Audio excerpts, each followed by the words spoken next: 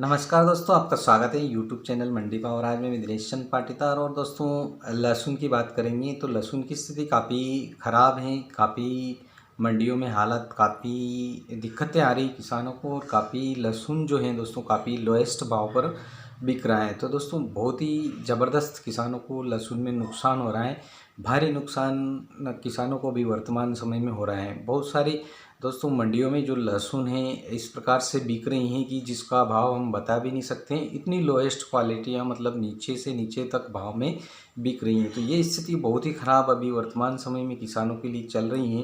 काफ़ी किसान जो हैं लहसुन की खेती करते हैं और अत्यधिक मात्रा में लहसुन की खेती भी की जाती हैं। तो दोस्तों लहसुन से जितना अगर किसानों को बिल्कुल प्रॉफिट नहीं होता है तो उसमें काफ़ी ज़्यादा खर्चा आता है, और हाईएस्ट लेवल का खर्चा किसानों ने काफ़ी कर्जा लेकर के भी किया है। तो इसके ऊपर कोई किसी प्रकार की किसी भी सरकार ने अभी तक कोई एक्शन नहीं लिया है दोस्तों, और किसी भी प्रकार के किसानों ने भी इसका ज़्यादा विरोध नहीं किया है। अगर किसान संगठन इसका अच्छा से विरोध करते हैं, वैसे तो किसान संगठन काफ़ी आगे आकर के विरोध प्रकट करते हैं, लेकिन इस स्थिति में, जिस स्थिति में अभी परिस्थितियां बन रही हैं और किसानों को लहसुन में इतना भारी नुकसान हो रहा है, उस स्थिति में किसान संगठन पता नहीं कहाँ गायब हो गए हैं, और किसानों का सहयोग करने के लिए कोई भी आगे आने को लिए तैयार नहीं है। तो दोस्तों इस स्थिति में अगर सरकार, अगर गवर्नमेंट लहसुन को अगर समर्थन मूल्य पे खरीदती हैं तो उसमें किसानों को थोड़ा बहुत फ़ायदा हो सकता है, जिसके कि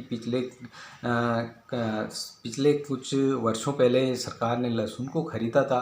राजस्थान के अंदर भी ख़रीदा था और मध्य प्रदेश के अंदर भी ख़रीदा था। तो अभी वर्तमान समय में जो सरकारें हैं ये किसी प्रकार का कोई लहसुन किसानों के लिए किसी प्रकार का कोई एक्शन नहीं ले रही हैं, जिसके कारण दोस्तों किसानों को काफ़ी भारी मात्रा में नुकसान हो रहा है। हालांकि लहसुन किसानों का सेंटेड हुआ है, काफ़ी ख़राब हुआ है। तो उस स्थिति में किसानों को सरकार द्वारा मुआवजा प्रदान करना चाहिए। जब किसी भी फसल को नुकसान होता है तो इस स्थिति में किसानों को मुआवजा दिया जाता है। लेकिन दोस्तों लहसुन का जो है वो बीमा सरकार नहीं करती है, और लहसुन के जो फसल बीमे वाले जितने भी हैं दोस्तों आपके पास अगर आते हैं तो इस वर्ष फसल बीमा भी किया जा रहा है, और अभी शायद इसका अभियान भी सरकार चला रही है, केंद्र सरकार के फसल बीमा ज़्यादा से ज़्यादा किसानों को किया जाए। तो क्यों नहीं कि अगर लहसुन का बीमा नहीं किया जाता है तो फिर किन फसलों का बीमा अत्यधिक किया जाता है। ऐसी ऐसी जिनसों का बीमा किया जाता है जिसमें किसानों को नुकसान कम होता है, ताकि उन कंपनियों को स्पेशल प्रॉफिट पहुंचाया जाए। तो ये सारी स्थितियां दोस्तों ऐसी हैं किसानों के साथ, जो कि मुद्दे अच्छे से नहीं उठा पा रहे हैं किसान, और किसान संगठन भी इसमें अच्छी हेल्प नहीं कर रहे हैं, जिसके कारण किसानों को भारी नुकसान झेलना पड़ रहा है। अब ऐसी स्थिति बन गई कि काफ़ी किसान तो अपना लहसुन जो ख़राब हो चुके हैं वो बहुत से किसान तो सीधे ही फेंक रहे हैं और उसका खाद बना रहे हैं, रोड़ियों में डाल रहे हैं। इस प्रकार से काफ़ी जो किसान हैं उनका लहसुन ऐसे ही वेस्ट जा रहा है। तो काफ़ी स्थिति उस समय बनी थी। तो इस स्थिति में दोस्तों वैसे कई देश ऐसे हैं जो कि, जैसे मैं आपको बताऊं तो इटली है। इटली के अंदर इस प्रकार से अगर किसानों का लहसुन ख़राब हो जाता है तो वहाँ पर जो कंपनी कॉन्ट्रैक्ट फार्मिंग खेती होती है, तो कॉन्ट्रैक्ट फार्मिंग के तहत जो कंपनी द्वारा जो बीमा किया जाता है तो उसको किसान को भुगतान किया जाता है। तो उससे उसका जो राहत ये मिलती है कि जो उसकी लागत उसमें लगी है उसको लागत मूल्य उसको मिल जाता है। तो किसान कम से कम जितना खर्चा करता है खेत के अंदर लहसुन बुआई से लगा करके गुड़ाई निकलाई तक, ये सारा कार्य जो करता है उसमें काफ़ी खर्चा लगता है। अगर उस खर्चे की भरपाई अगर सरकार कर देती है तो किसानों को काफ़ी फ़ायदा होगा। अन्यथा किसान इस वर्ष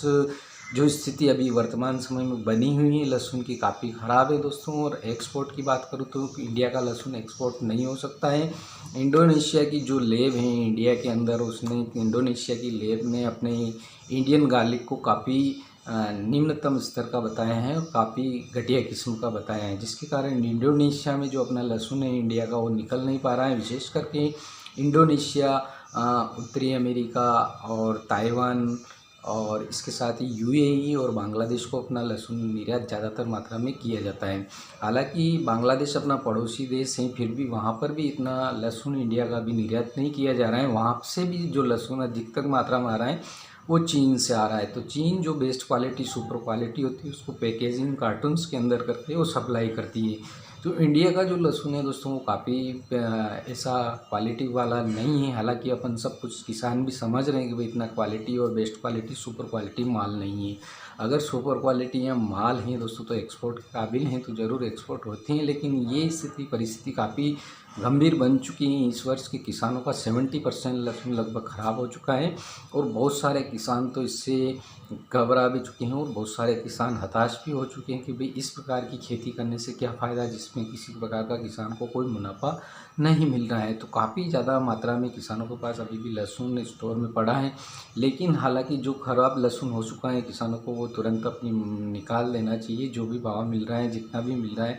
हालांकि किसान कोशिश कर रहे हैं कि जो ख़राब माल है उसको बाहर निकाल दिया जाए, तुरंत मंडियों में बेच दिया जाए, लेकिन उसमें उनको सिर्फ उनका जो कटाई का जो राशि है, जो लेबर कटाई में लगी हैं वो भी नहीं मिल रही हैं, खाद बीज का पैसा भी नहीं मिल रहा है। इससे किसान काफ़ी नाराज़ हैं। तो कृपया करके जो भी किसान संगठन हैं उन संगठनों से भी हमारा अनुरोध है कि किसानों की हेल्प करें, इस समय में आगे आएँ और किसी भी प्रकार के ज्ञापन और अन्य जो समस्याएं हैं किसानों की उन समस्याओं को आगे तक अवगत कराएं और सरकार तक इस मामले को पहुंचाने की पूरी कोशिश करें और किसानों की लगातार मदद करते रहें। केवल उसी समय किसान संगठन सामने नहीं आए कि जब किसी भी प्रकार का आंदोलन करें या किसी प्रकार की जो फिजूल बातें हैं उन पर ज़्यादा ध्यान दिया जाता है। बाकी किसानों की जो ओरिजिनल समस्याएं हैं, जो अभी जूझ रहे हैं, उन जूझती हुई समस्याओं का अगर समाधान नहीं होता है तो फिर किसान संगठन किस काम के दोस्तों। तो ऐसी स्थिति में अगर किसान संगठन लहसुन का जो भाव काफ़ी कम मिल रहा है किसानों को, ऐसी परिस्थितियों में इनको किसानों की पूरी मदद करनी चाहिए, उनके साथ रख करके उनके सरकार तक वार्तालाप पहुंचानी चाहिए और गवर्नमेंट से अनुरोध करना चाहिए कि आप किसानों की लहसुन जो है वो न्यूनतम जो भी दर आपकी तय की जाती है कमेटी गठित करके, उस कमेटी के आधार पर जो लागत मूल्य है वो मिल जाए कम से कम किसानों को।